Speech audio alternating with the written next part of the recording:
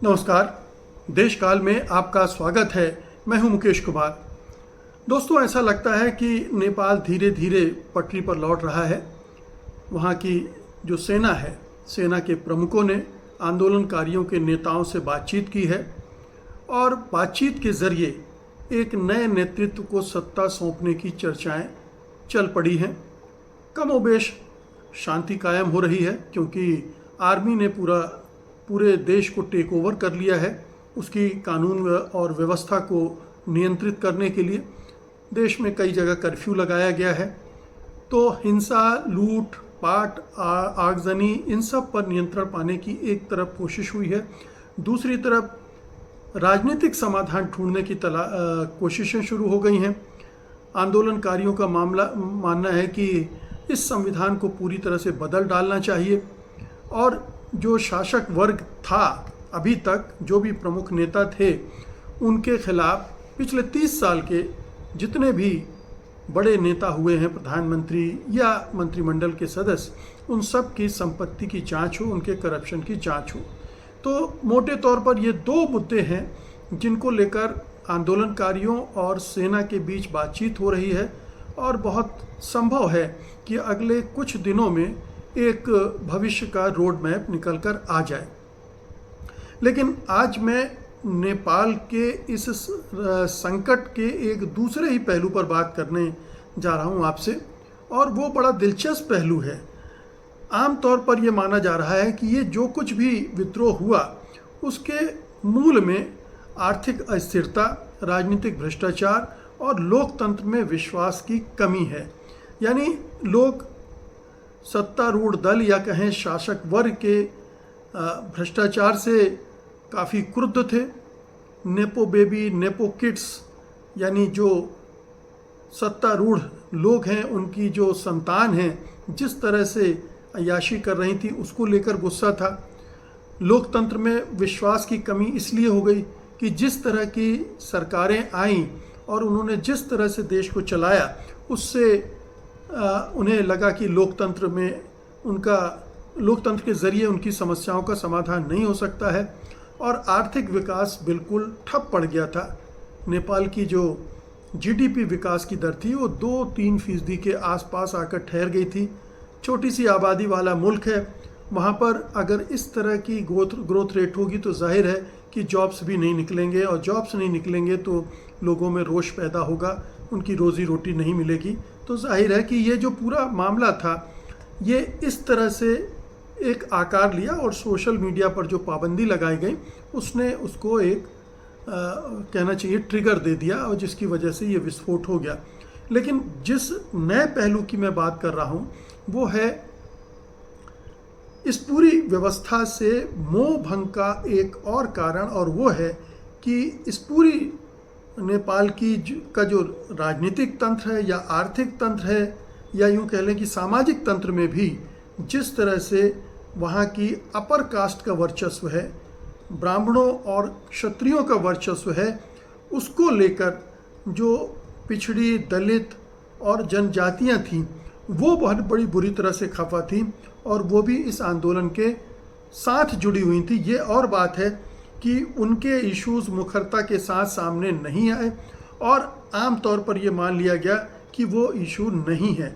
लेकिन ये अंदर ही अंदर इन तमाम वर्गों के अंदर गुस्सा बैठा हुआ है कि देश की जो ये अल्पसंख्यक आबादी है, ब्राह्मणों और क्षत्रियों की, उसने पूरे सिस्टम पर कब्जा कर रखा है। पूरे आर्थिक संसाधनों पर उनका कब्जा है, उनका नियंत्रण है और पूरे नेपाल पर उनका वर्चस्व है। तो ये एक आम धारणा जो निचले तबके हैं उनमें बन गई थी। इस वजह से एक गुस्सा वहाँ भी खदबदा रहा था जो इस आंदोलन के मार्फत निकला है। लेकिन वो जो गुस्सा है उसको कहीं उसका संज्ञान नहीं लिया जा रहा है और उसके अनुसार कोई योजना नहीं बनाई जा रही है। उनका जो नया राजनीतिक समाधान ढूंढा जा रहा है उसमें नहीं है, मतलब उनकी हिस्सेदारी उसमें नहीं है। पहले मैं आपको बता दूं कि नेपाल में ब्राह्मणों की जो कुल आबादी है वो 12.2% है। उन्हें वहाँ बाहुन कहा जाता है। फिर हैं क्षत्रिय, जिन्हें क्षेत्री कहा जाता है, और ये नेपाल का सबसे बड़ा जाति समूह है, 16.6% का है। और कुल खस आर्य, यानी ये ब्राह्मण और क्षत्रिय अपने आप को खस आर्य कहते हैं, उनकी आबादी 29% है।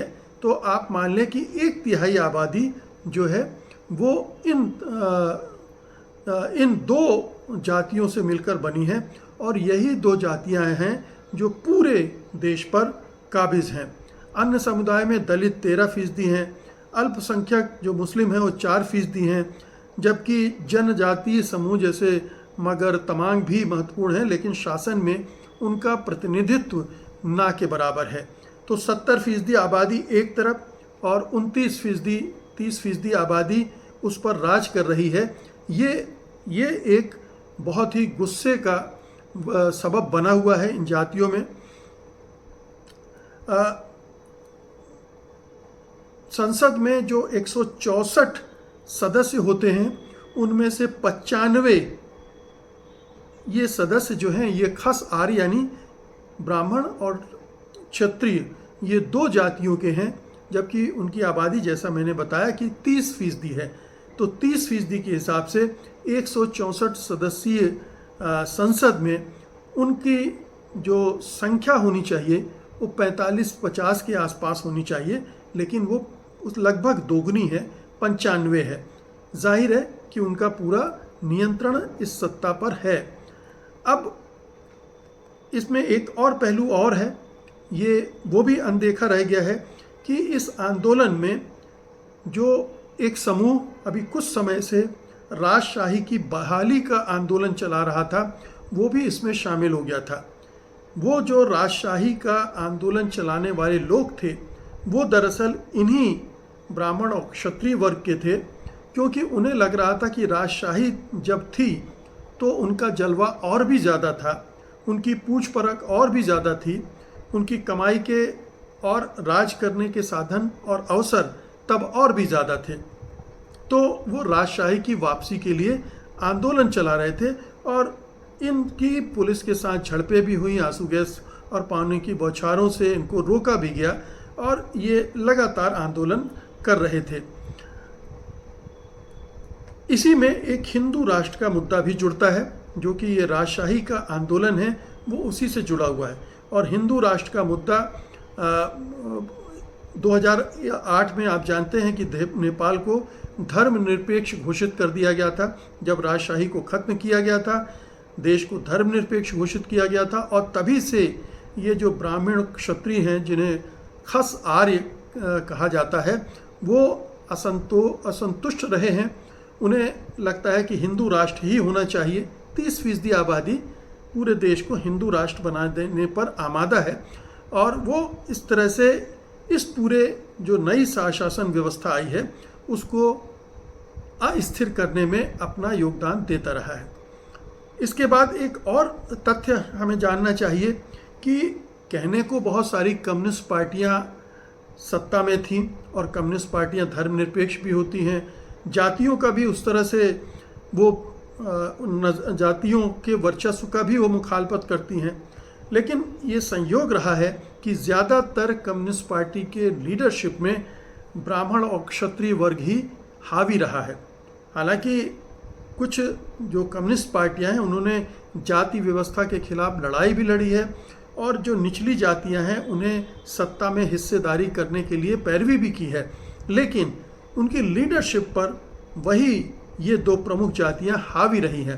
तो जो निचली दलित और जनजातियां और पिछड़ी जातियां हैं, वो इन पार्टियों से उनका इसलिए भी मोह भंग हो रहा था कि उनको उनके अनुपात के हिसाब से न तो राजनीति में और न ही सत्ता में हिस्सेदारी दी जा रही थी।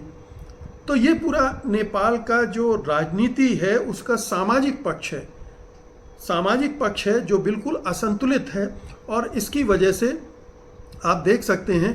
थोड़ा सा मैं आपको ये भी बता दूं कि नेपाल में लंबे समय तक राजशाही रही है, हिंदू राजशाही रही। आप समझ रहे हैं कि हिंदू राजा ही रहे हैं, जिसमें शाह वंश जो कि क्षत्रिय था उसका शासन था। ब्राह्मणों को उस शासन व्यवस्था में धार्मिक और सलाहकारी भूमिकाओं में महत्वपूर्ण स्थान प्राप्त था, यानी उस सत्ता में उनकी ज़बरदस्त हिस्सेदारी थी, उनको उससे लाभ हो रहा था।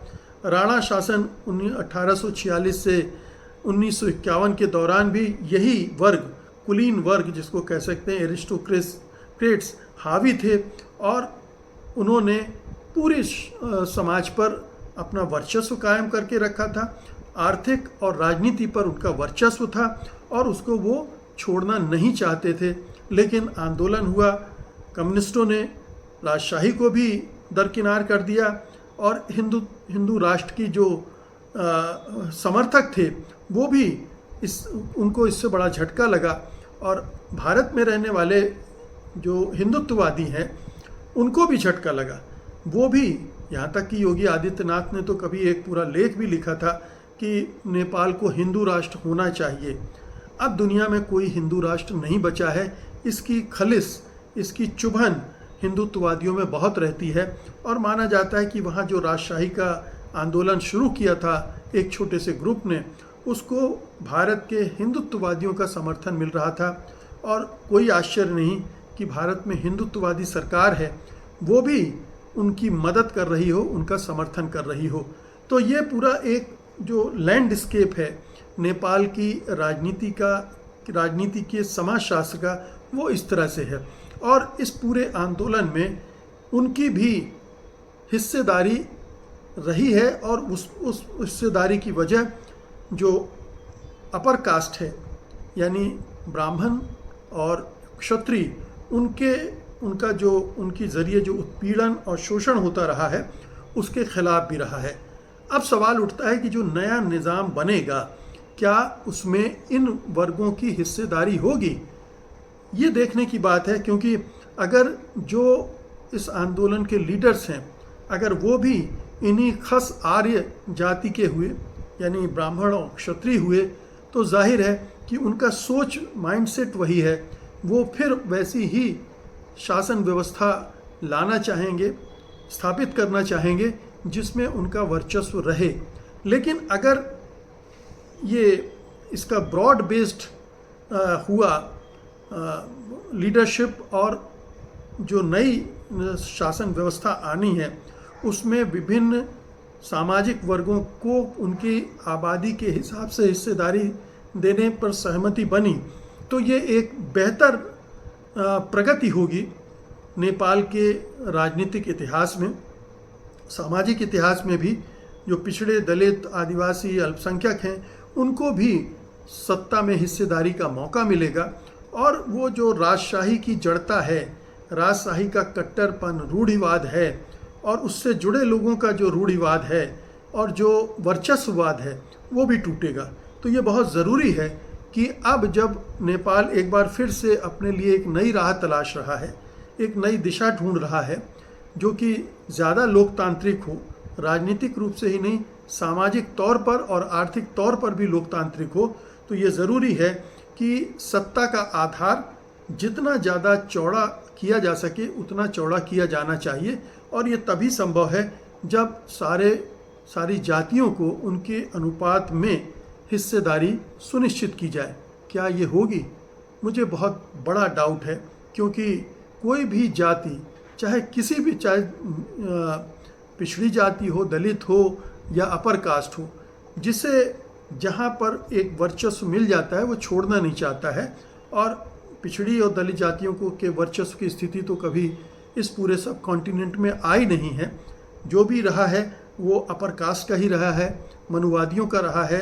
और वो उनके मन में इन वर्गों के प्रति, इन जातियों के प्रति एक गहरी घृणा रही है और वो उन्हें हर तिकड़म से, सत्ता और अवसरों से वंचित करते रहे हैं। तो ये अभी भी हो सकता है, लेकिन अगर पिछड़ी जातियां, दलित जातियां अपनी आवाज़ को बुलंद कर सकें, अपने लीडर्स को मुखर कर सकें, तो शायद एक संभावना बनती है। उन्हें भारत में चल रहे आंदोलनों से भी सीखना चाहिए, जहाँ पर ये नारा चल रहा है जिसकी जितनी हिस्सेदारी, जितनी आबादी जितनी हिस्सेदारी, इस तरह का, उसको वहाँ भी लागू किया जाना चाहिए। बहुत बहुत शुक्रिया आपका। धन्यवाद। नमस्कार।